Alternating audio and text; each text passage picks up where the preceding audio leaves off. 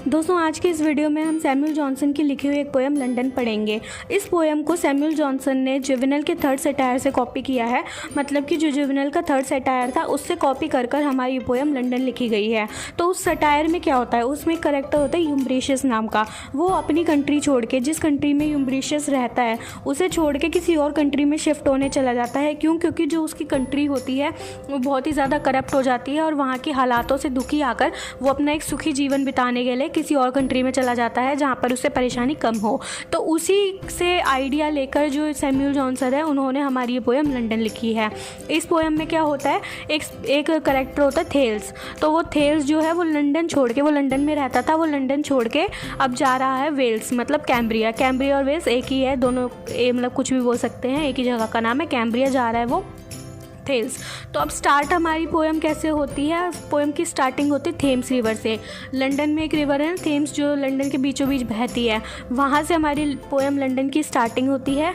उसमें क्या है, वहाँ पर जो थेल्स होता है जो लंदन छोड़ के जा रहा है वो अपनी बोट का वेट कर रहा है। मतलब वो बोट से कैम्ब्रिया जाएगा, वेल्स जाएगा, तो अपनी बोट का वेट कर रहा है। और जो स्पीकर है पोएम के, उसे हम पोएट का या जो पोएम के स्पीकर है वो उसके थेल्स के फ्रेंड होते हैं। तो वो दोनों, वो जो स्पीकर हैं वो थेल्स को छोड़ने के लिए जाते हैं। मतलब कि जैसे वो जा रहे हैं ना लंदन छोड़ के, तो स्पीकर उसे छोड़ने के लिए वहाँ पे थेम्स के पास उसको छोड़ने के लिए जाते हैं। तो अब दोनों जो ये स्पीकर और थेल्स है ये उसका बोट का वेट कर रहे हैं। तो थेल्स की जब वो बोट आएगी तो वो जाएगा, तो उस बीच में ये दोनों बातें कर रहे हैं। तो इस पूरी पोएम में बातें ही हैं।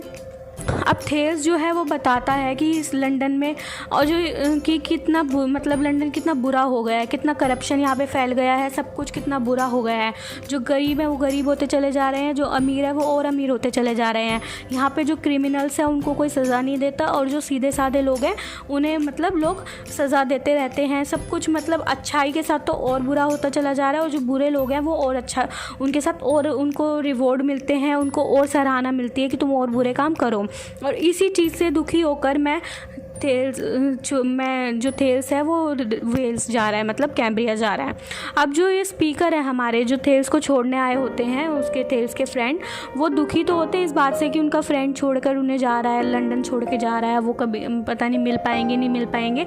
बट वो एक बात से खुश भी होते हैं क्योंकि उन्हें भी पता है लंदन के हालात कितने बुरे चल रहे हैं, यहाँ पे कैसा माहौल है। तो वो इस बात से मतलब उनको अंदर से शांति होती है कि चलो अब अच्छी बात है, अब यहाँ का जो करप्शन की कंट्री है, जो करप्ट कंट्री है, यहाँ से जो थेल्स है उनका पीछा छूटा और अब वहाँ जाकर वो कैम्ब्रिया जाकर खुश रहेंगे। तो अब पूरे मतलब ये दोनों बातें करते हैं कि कैसे जो है पहले के जो लीडर्स थे लंदन के, जो इंग्लैंड के पहले के लीडर्स थे, जैसे कि एल्फ्रेड द ग्रेट हो गया, हेनरी हो गया, इन दोनों के एग्जांपल्स दे के पोएट बताते हैं कि वो दोनों कितने अच्छे थे। वहाँ उनके टाइम पे जब वो यहाँ पर रूल करते थे तब ना तो कोई क्रिमिनल होते थे।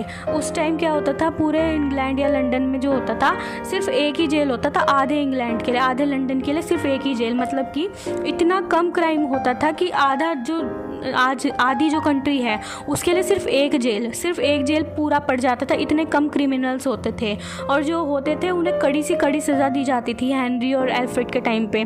तो लोग है ना क्राइम करने से डरते थे, और जो अच्छे लोग थे वो मतलब उनके साथ अच्छा होता था। जो अच्छे लोग थे वो सारे खुश थे, और जो क्रिमिनल्स थे उनको कड़ी से कड़ी सज़ा मिलती थी। बट आज का जो लंदन है वो बिल्कुल उलट, बिल्कुल वो इसके अपोजिट है। जो क्रिमिनल्स होते हैं उन्हें तो और पैसे देकर उन्हें तो और खुशियाँ प्रोवाइड की जाती हैं, और जो अच्छे लोग हैं उन्हें और गरीबी में धकेला जाता है, उन्हें और सज़ा दी जाती है। इतना करप्शन बढ़ गया है, जो कंट्री के बारे में कोई नहीं सोचता, सबको अपनी जेबें भरनी है। जो भी मतलब आजकल जो भी पीपल है, कॉमन मैन है, उनके बारे में कोई नहीं सोचता। उन पे चाहे गरीबी है, चाहे वो बेरोज़गार हो जाए, चाहे वो उनके साथ कितना भी जो है वो डिस्क्रिमिनेशन हो, उससे किसी को कोई मतलब नहीं है। सबको अपनी जेबें भरने से मतलब है। कंट्री चाहे किसी के अंडर कुछ भी हो जाए, जैसे जो ये पहले के रूलर्स थे एल्फ्रेड द ग्रेट या हेनरी वगैरह जो थे, वो क्या था, अगर उनकी कंट्री पे कोई कुछ करता है, उनकी कंट्री पे कोई हमला करता है, तो वो मतलब करेज से लड़ते थे और अपनी कंट्री को सुरक्षित रखते थे। पर आज के जो ये रूलर्स हैं, आज के जो ये गवर्नमेंट है, ये तो खुद ही कंट्री को बेचने पे तुली हुई है। उनको कोई मतलब नहीं है उनकी कंट्री पर कोई हमला कर रहा है, कोई उनकी कंट्री लूट रहा है, उन्हें कोई मतलब नहीं है। उनकी बस जेबें भर दो, बस वो खुश हैं। तो ये सारी बातें कर रहे हैं थेल्स और जो स्पीकर हैं, ये दोनों बातें कर रहे हैं इस बारे में। फिर थोड़े टाइम के लिए जो स्पीकर हैं वो खुश हो जाते हैं जब उन्हें पुरानी बातें याद आती हैं, इनकी हेनरी वगैरह की जो पुरानी बातें याद आती हैं कि पहले जो इंग्लैंड था, पहले का जो लंदन था, वो कितना अच्छा था।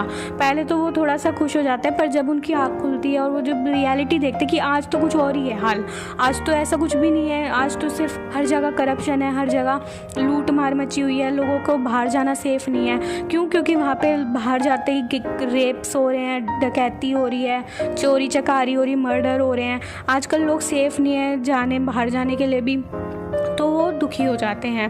तो इसी चीज़ से परेशान आकर जो थेल्स है वो जाते हैं वेल्स में जाते हैं, कैम्ब्रिया जाते हैं। और जो थेल्स हैं वो ये भी आशा करते हैं कि जल्दी जो स्पीकर जो उनका दोस्त है वो भी लंदन छोड़ के वेल्स आ जाएगा और दोनों मिलके हैप्पीली खुश रहेंगे।